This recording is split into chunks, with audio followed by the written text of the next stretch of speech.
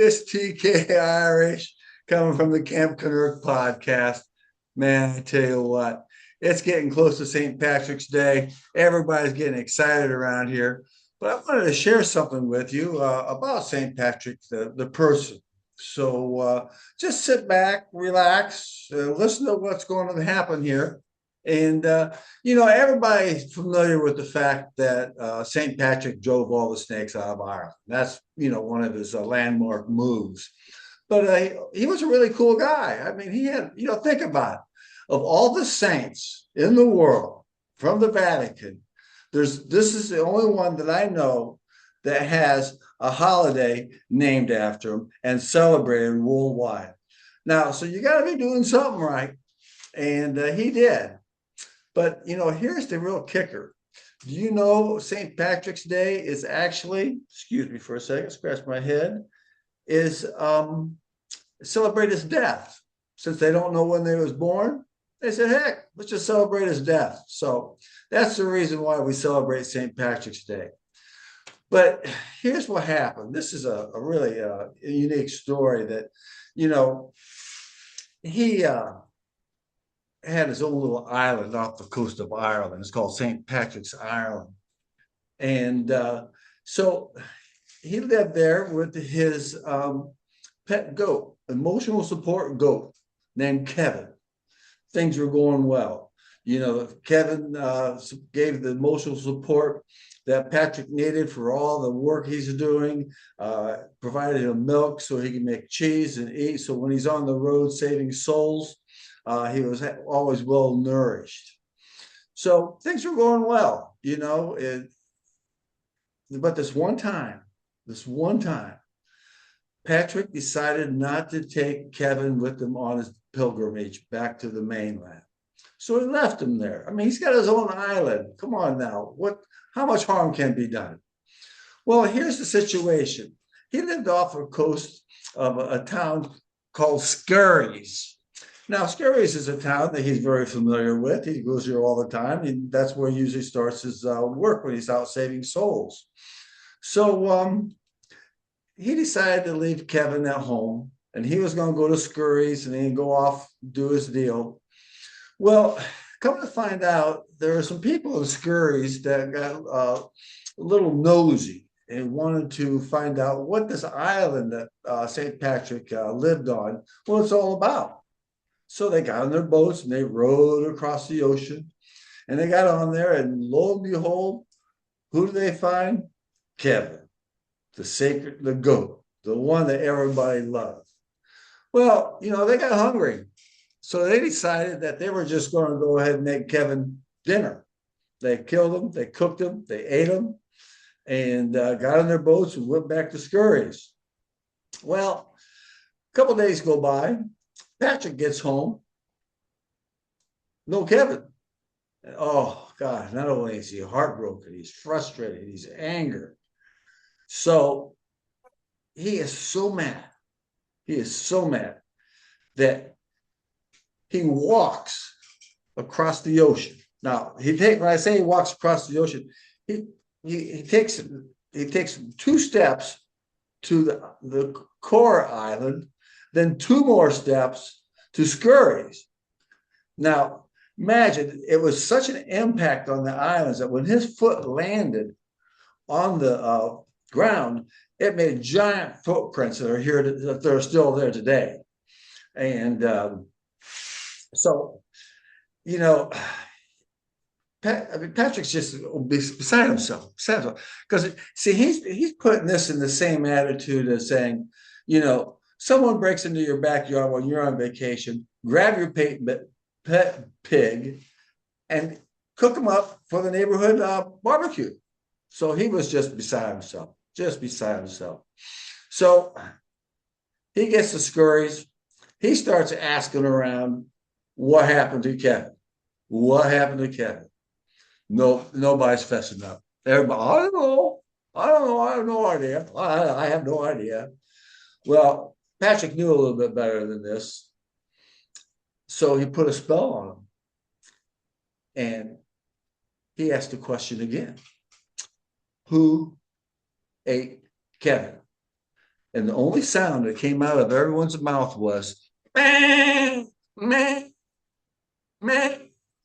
The whole town, the whole community. That's the only thing they could say, you know. So when they were trying to talk to each other, it was meh, meh, meh.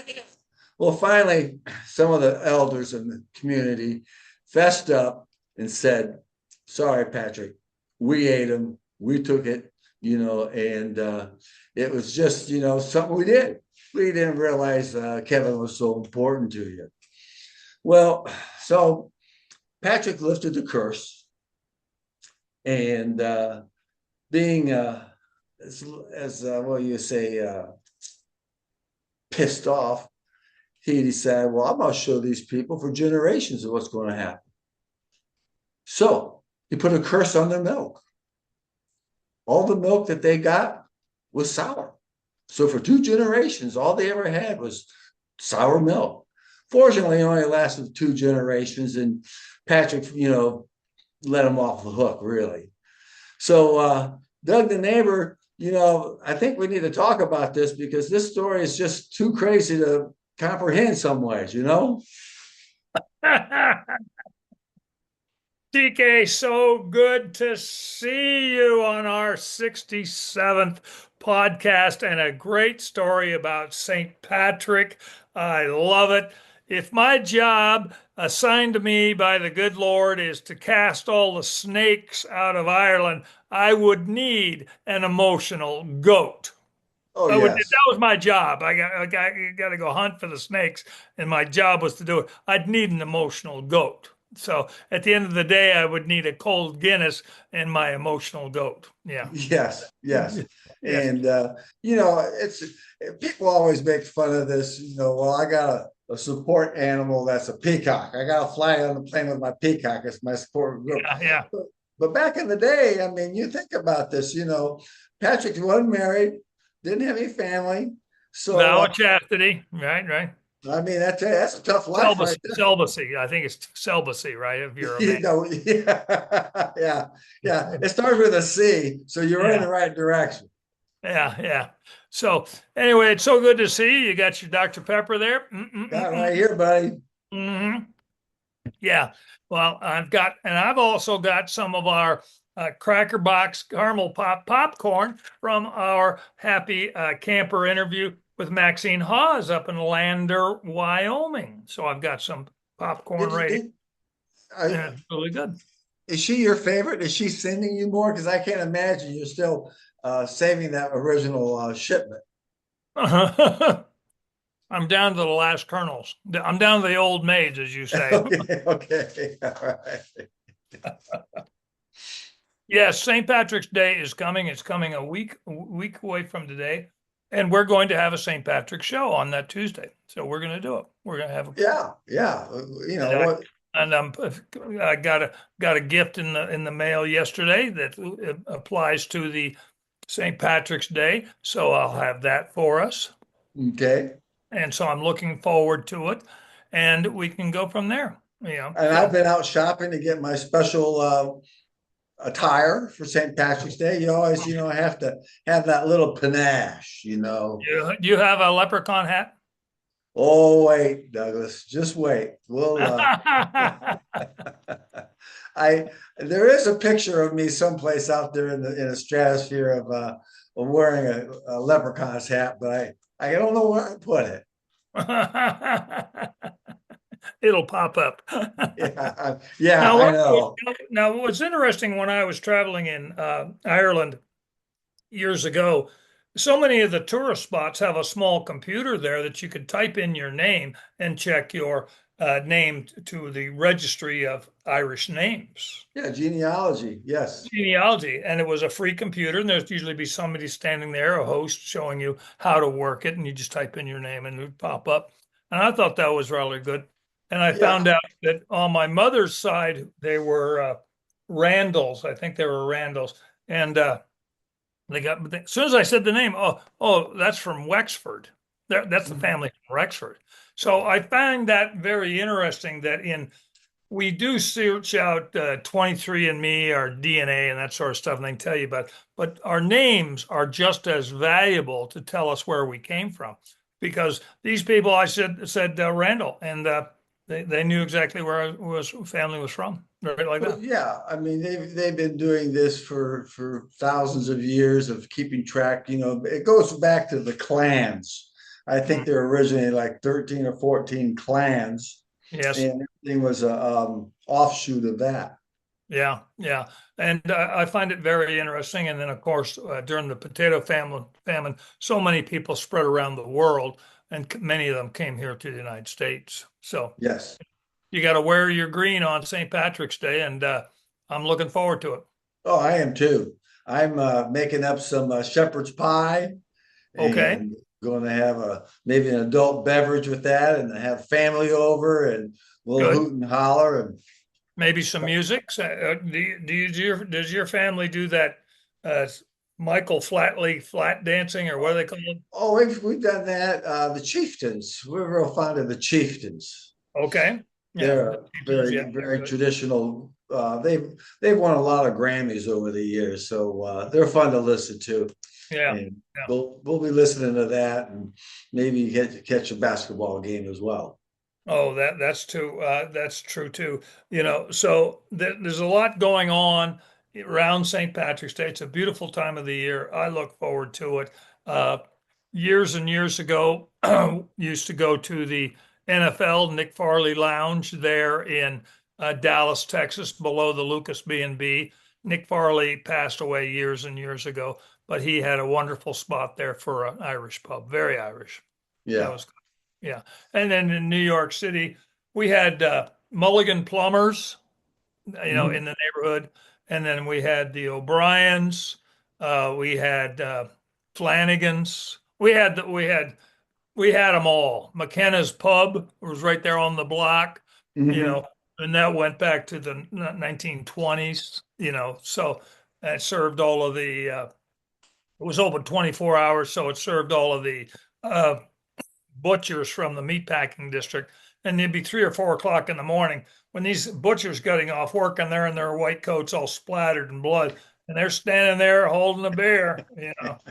And it's just, oh, and it was real New York.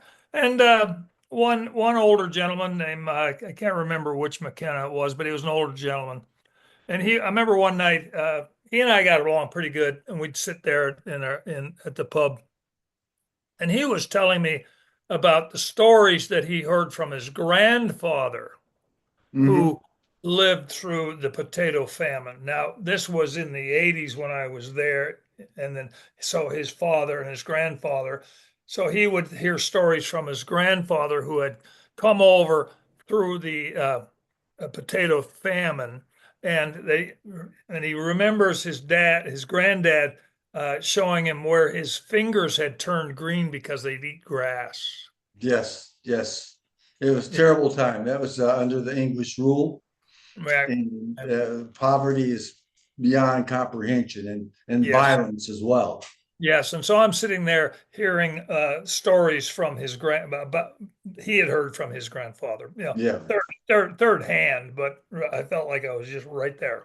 Well, Yeah, Douglas, you know the rules. Don't let the facts get in the way of a good yeah. story. Don't let the fact that they're Irish, so it's in their DNA and in their blood, and you know. And one time I was in when I was in Dublin and I was at Temple Bar. What was interesting about Temple Bar, of course, it's a very popular place, and the bouncers in Temple Bar and all the other pubs there in Ireland, they had a patch on their shoulder to identify them. So if there was something going on, that when the gendarmes, the Guardia got there, they knew exactly who was who, Hmm. which I thought was kind of interesting because Well, they've had generations of practice of figuring out. Now, Michael, telling me who started the fight here. Well, it was Jimmy. Jimmy was over there, and he was talking to this young lass, and the lass was saying, "Oh, get away from me, Jimmy! I'm tired of you." And one thing led to the next, and yeah, yeah. But what I found was kind of interesting was all of the bouncers from place to place Mhm. were had this patch to identify them, Yeah. on their raincoats and their coats.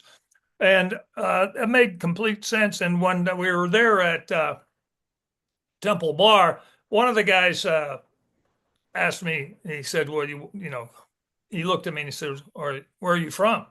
And I said, well, from New York City. And he goes, oh, you know McKenna's place? McKenna's bar? Uh, I said, you mean McKenna's pub on Hudson Street?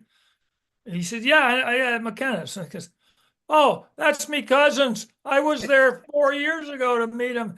Come on in. And this bouncer took us all the way up to the corner of the bar. So we were 8 feet from the stage. Okay. He cleared out a guy. He said, get out of the way, get out of the way. And we stood right there and we're just like, I had my Guinness, and there on the Temple Bar, and you go on YouTube, you can see the music there. Mhm. And he snapped his fingers, and the bartender and he came on over here. He said, oh, these are my cousins. Yeah, my cousins, whatever. He just took me. And I just thought, yeah, this is pretty smart. This is pretty Mhm. smart. Now, that was my story there. But going back to the bouncers, Austin and New York City, Detroit, all these big places where they have areas where they need bouncers. Now, here you go hire a big football player and say you want to make $20 an hour, that sort of stuff. Whereas I'm saying, now this is a capitalistic situation where now, if you're a capitalist, you're not against union, you're not for unions. But you see, if you had a guild or an organization where you had a bouncer, a big guy who wants to be a bouncer, wants to be an enforcer, bouncer, that sort of stuff, and he is licensed, and he's licensed in CPR, a little bit of combat, how to protect yourself, maybe carrying pepper spray, right? And he had a badge, and especially the CPR or identifying who's drunk, that sort of Yeah. stuff, alcohol management, so that a restaurant owner is just not hiring some kid who's off the football team, Yeah. ex-football. And so when the police show on up, this guy's got his badge on or his cap, and he's identifying. Oh, okay, that's Jim. Tommy's working the front door at the club, so that sort of stuff. So they know who they are. You Yeah. know. Now Austin instituted something that was very interesting, and I think it's a brilliant thing. Uh, on Sixth Street, where all the partying is, all college kids go down there. What they instituted was, for lack of better words, drunk tents with beds in them. So Mhm. these kids would get obliterated, and instead of arresting them, you would take them on over to this drunk tent, and you just have them stay there and sober up the next day and say, okay, we'll see you later, instead of arresting them. Yeah. So I always thought, oh, that's pretty smart. Yeah. Just think, yeah. It's called common sense. Yes, it's common sense. Common sense. Yeah, Yeah. yeah. Because As long as the kid's not violent and he can't drive, put him over yeah. there. Yeah. Give him some coffee and make sure he doesn't hurt himself. Yeah. Give him some coffee, make him a wide awake drunk. Yeah. So I thought that's something they've instituted here in Austin. I always thought that's pretty good. Yeah. So that's my free advice for $1 of, each of these party cities, party places, party cities. You have the guilds or bouncers guild union to come together and train these people so that a restaurant owner is not being sued because some big guy uh, punched out a customer. You know, Mhm. no, he's here Yeah. to he's on our staff to take care of you. That sort Yeah. of stuff. So there you go. Now, speaking of restaurants, okay, I've got the skinny about a restaurant that my Canuck cousin Adam, went to up in Jordan Station, Ontario. Now, let's back up a little bit. Last September, I went up to Canada for a wedding for my little cousin, and they had it at the Cross Creek Vineyards in the Niagara Peninsula. Now, Lake Ontario's like this, Lake Erie's here, there's Toronto, Hamilton, and Niagara Falls. Well, this area in here is called the Niagara Peninsula, and it's absolutely terrific for growing wine, vegetables, that sort of stuff. And we talked about that in that Yeah, podcast. we featured that in one of our previous podcasts as the place to eat when you're up there. Yes, yes. And so my cousin, and he is also the Canuck cousin who provided the video concerning that bad boy of a Briggs and Stratton, a snowblower. Yes, that Yes, was a bad boy. And if I was a flake of snow, I wouldn't want to get in front of that. yeah, that's right. That's right. Well, special occasion, he and his wife went out for dinner. Okay. And this particular place is called Pearl Morissette. Okay. Now it's in the Niagara Peninsula. It's at a Mhm. place called Jordan Station. It's on Jordan Road, and it's down from it's in the countryside. It's all vineyards and farms. So it's a place in the countryside, and it's down from where I stayed there. And he went and his wife went out there. We call her Skinny. We call her Skinny. Okay. And he said it's a French restaurant, Earl Morissette, French restaurant, and it is one of the two Michelin star restaurants in Canada. Wow. That's Yeah, saying something. Yeah. yeah. Now, I believe that Kevin, the magnificent computer dude, is going to post a couple of pictures, maybe a small Hmm. video of some of the food. And Adam and Skinny said the food was insanely good. All right, Doug, here we are. We're at Pearl Morissette, two Michelin star restaurant. The only one, I believe, she's one of two in Canada. We're on our final course here of dessert, and pretty unbelievable restaurant. So here we go. Well, so when did they get their sanity back? I don't know. I don't Are know. they walking around the countryside like they're just got out of the loony bin, you know? Insanely good. A food coma. But they did say it's really expensive. Oh But yes. he said it was worth it. Well, good for him. He's a Yeah. real foodie then. If Yeah. he So doesn't mind when spending you seven take a hundred look at a dollars couple of for these pictures, there you go. yeah. So I'm nominating Pearl Morissette to the Camp Kennerk Fine Dining Hall of Fame. Well, I'll take a look at that, and I'm sure my vote will go right along with yours. Yes, yes. TK, it's beautiful weather here in Austin, 85 degrees. The rain has stopped, all sorts of beautiful things. The lavender I can see it's blowing in the wind over there. So it's just absolutely beautiful. What's it like up there in Camp Kennerk? Well, we had a lot of rain last night, like everyone else, but I tell you what, the most amazing thing this morning, I walked out the back and literally trees bloomed overnight. I mean, yesterday afternoon, there was no buds, no nothing. But after that big rain, boy, that just told Mother Nature, said, come on, guys, start blooming. And they came Yeah. out. It's amazing. Mother Nature at her finest. Oh, maybe so. We'll get some pictures of the blooms. Yeah. Okay. Well, TK, that's pretty much all for me. I've got my Dr. Pepper and I've got my Cracker Box caramel popcorn from Maxine. We did a great happy camper interview with her. I'm going to have a piece of that. And that's pretty much it for me. Play ball. Aaron Go Brawl.